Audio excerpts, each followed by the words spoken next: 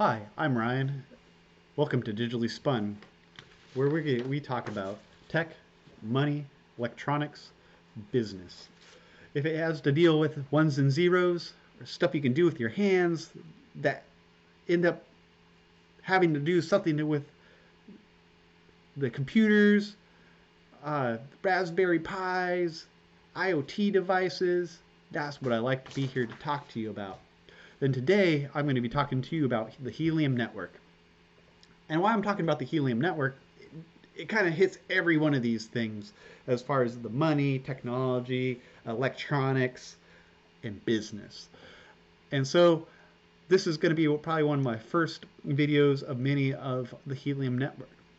So to try to just get in, give you a video, and get out without taking up too much of your time, I like to just kind of get excited and say, if you're one and just want to be a guy that buys one of these miners, which I like to call translator devices, there's a possibility for you. You just have to do a little bit of homework. I can show you kind of how to do this homework, how you could speculate on how much you might be making, how much you may not be making, and even if you just put it out there and hopefully somebody else will see that you're in the area, or you advertise that, hey, I'm going to be putting stuff up in the area. I want other people to be part of this. And I feel like some of the people that are asking about, hey, if I buy one, two, how am I going to get other people onto my network? How is it going to be this way? And then there's other people, maybe like me, that are going a little bit more, just not buying one or two, or we're buying like 8, 10. There's other people out there being crazy amounts, and people put the question out there. Well, if you can only have one in one spot, how are you gonna get these places to have other places? And this is where it kind of comes into where, one, I can't say people are short-sighted, is that they just don't have the savvy of going, oh, I can do this and I can do this and do this, and they have like the stepping stones to get to the point where they're going to be making money on that third step. People want it to be and then the second step is where they're making money, or like the first step, like I just did this, now where's my money? Where's my Lambo? And there's a lot more to it. I always look at investing as three things. One, you got to plant the seed, but you have to have good soil to plant the seed, and you have to have water. But those little things, right? Little basic building blocks. You got to have that. But the biggest thing you got to have is just time on your side. So what I'm going to get into here, I'm just going to drop into the map here, and we're going to talk about what I'm going to be doing as far as my idea behind the LoRaN network, and being a person that's maybe early adopter to start setting out these helium miners to be part of the people's network. But remember, it's the people's network. It's not my network. That I'm going to just have the only network in town, and I'm going to have 15, 20 of these thing, and nobody else is going to be there, and I'm going to take it up. That's kind of the thoughts you want to have at first. Like, I'm going to pioneer it, and nobody else is going to be there. But when I think about it, I go, it'd be a lot easier to just set up a network and then tell other people, hey, I've set up a network. You could be part of the network. I make money. You make money. We all make money. And now we're providing something that for over the long term is going to be beneficial. The short term, everybody's going to be like, dang, I just want to pay off this miner, get more miners, set them up. And what I'm getting at is that there's so many areas in the US right now that just have no miners at all. If I were to look at like Washington, there's a big old group in Seattle. There's, and for Spokane being such a old, it's a town that's been around for a long time. It's a big town for Eastern Washington. It's a significant town. Probably heard about it. It has Bloomsday every year usually. I don't think, well, actually, the last couple of years, no, but Bloomsday is a huge 12K, 13K race. It's pretty dang long. 7K. It's more than a 5 or 10K. Sorry, but basically, what I'm getting at, there's so much potential. The thing is this: you have to have the idea. Okay, for me as a business mind, I'm going, okay, if I buy one, how much am I going to make? It's not really about how much I'm going to make. It's like, how much is that investment going to take before I can get a new investment, right? It's not about like, oh, I'm going to make an investment and going to use this money and buy something stupid. I'm going to want to invest and keep on making this bigger. So what I'm going to get at is here. I'm going to take Tri-Cities, Washington as an example for my use case kind of business plan type thing.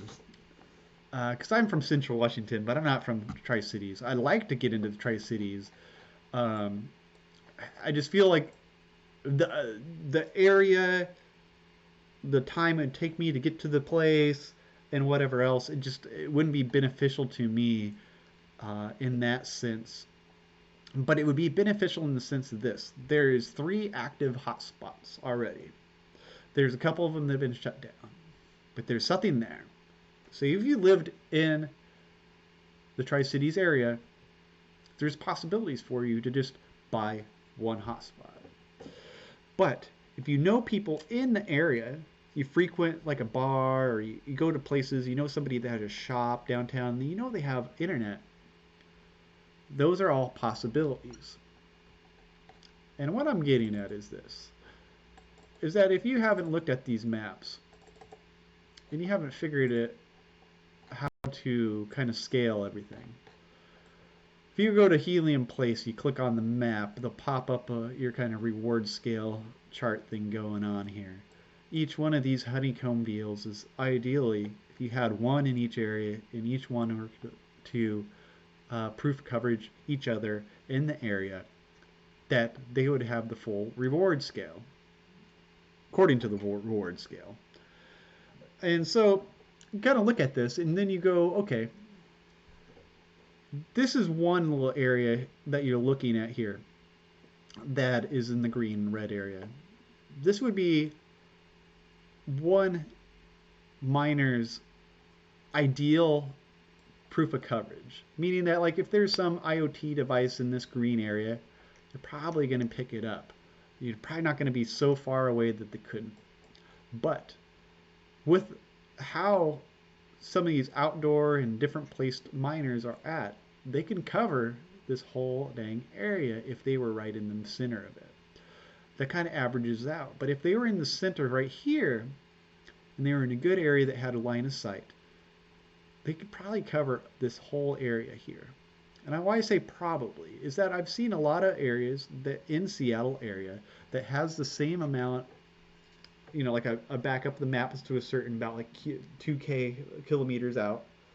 And you got these different little areas and you go, okay, 2K, or whatever else. And then you go, okay, this 10K. They can go like miles. You can, if you have one set up in one area. So here's my plan. Say if I bought like 6, 7, 8, 9, 10 of these things. Say like I bought 8. And in my case, I bought 8 indoor and 8 outdoor ones. And so if I was to think about in this area, what would I want to do? Because there's a couple of these out here. There's this one. It's kind of behind my face right here. There's 3 of them. The big thing is this. If I knew somebody that lived over here by, say, Island View or something, this is a little bit lower down. And then say I knew somebody up here on Badger Mountain. It's kind of a mountain area up here. And if I had like an outdoor one here, and even if I had somebody that had an outdoor one here, and you set these up, it's kind of like one here, one here, one here, one here, maybe a couple in this area. They're going to get together. They're going to link up. There's different ways that you can ensure that by making sure, you have it out this. But what I'm getting at, before I go too dang long on a video that I don't feel I'm getting anywhere on, is that you got to look at the map. You got to have a little bit of, conviction that you're going to put these hot spots out, and they're going to have a proof of coverage to the other ones you have. But what I have to say and put out there for you is maybe put out there that, hey, I'm going to build a network in this area, guys. I know that if somebody else puts money out there like that, it may be a little bit too late with how the pre-sales are right now, but think about this. You put the stuff out there. Now, all these IoT devices that you have in the area, or the coverage that you've just created, is now able to be used by businesses and other stuff like that. So if you were to just not just be so limited in the idea of putting these devices out, but also after deploying all these devices, telling other people to, hey, look, I just put this stuff out here. You can make money by something that I've already established. But look at it this way. By you doing that, you can say, well, maybe my returns are diminished. But at another point, you might have returns that become greater because now the network's going to possibly not just be concentrated in the area that you started out, but it's starting to build out farther and farther because now that you've created this core kind of network, everybody else is going to build on top of it. And then that ends up creating a bigger coverage area. And then in the sense, it just expands on itself because now you've created something where there was nothing. And now that there's something and before there was nothing, now people can thrive off of that and the people's network can grow. But the second layer is you can buy all these little mouse traps, IoT devices, and whatever else that you've just created a network for, and now you can sell these devices that maybe you're building at home, doing proof of work and trying to get all these, like thing, and sell it to the public, but also go, no, you can use this. We have the network out there. And this is where it comes to the business side of the thing, is that people are just wanting to get the investment out and try to get the money back and then like this. But I feel like there's different echelons of what you can be doing with this network. It's one thing on top of another on top of another. Investing isn't about reinvesting in the same thing all the time. It's about branching out and seeing that these little things are incrementally building your diversity on your investments. Meaning that a lot of the use of the miners or the translators to create these proof of coverages and like that is all based around the cryptocurrency HNT, the Helium token. And when you have all these things together, you could either go, wow, maybe HNT is just going to take a drop for some reason. Maybe the whole cryptocurrency market goes down. But what if this network that you've already created is already there and you can make more money off of that? It's a passive income. You buy a buttload of rat traps, and instead of having some guy from EcoSafe or one of these companies that has to go around and check these things, you could start creating your own business on top of a business. It gives you a foundation to create into something new. And this is where I'm kind of just trying to set a tone for my channel here, is that you could take all this money that you get back on your return on investment. You could all figure this out. But what it really comes down to, I figure, like, if you're able to at least get these things to proof of coverage, you're going to at least make 15 H&T a month. If you're in just nowhere, you're going to make this money. And sometimes that 15 is what you get off just being a lone wolf. Because if you were to make like a half of H&T or something just to have it out there, I've seen these low ones that don't really make much. But that's where it comes down to. You need to look into stuff. And this is why I feel like the Helium Network's so good, is that it's scalable in the sense. 5G modules are going to be coming out. You're buying into something that has a scalability.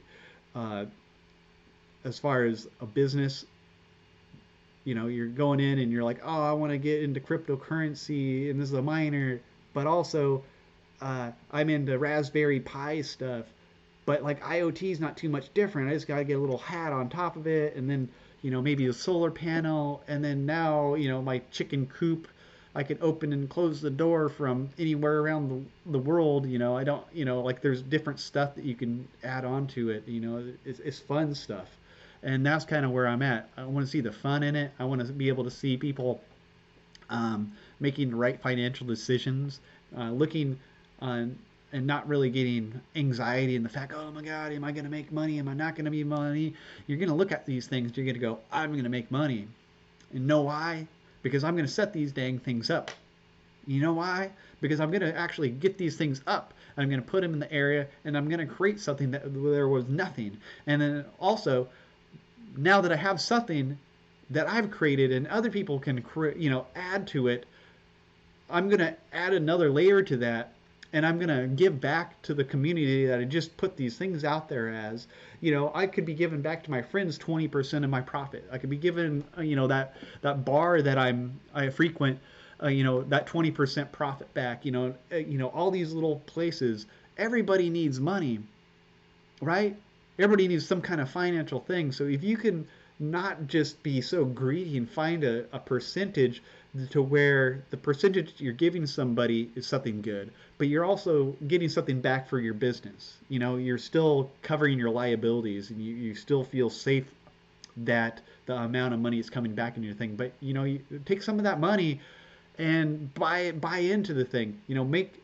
Make your long term goals something incrementally that you could go, okay, I've got to this point. Now I'm getting money. Now I get this, like that. Just always think about that. I'm going to continue to build off of this one. Hopefully this isn't too long. See you.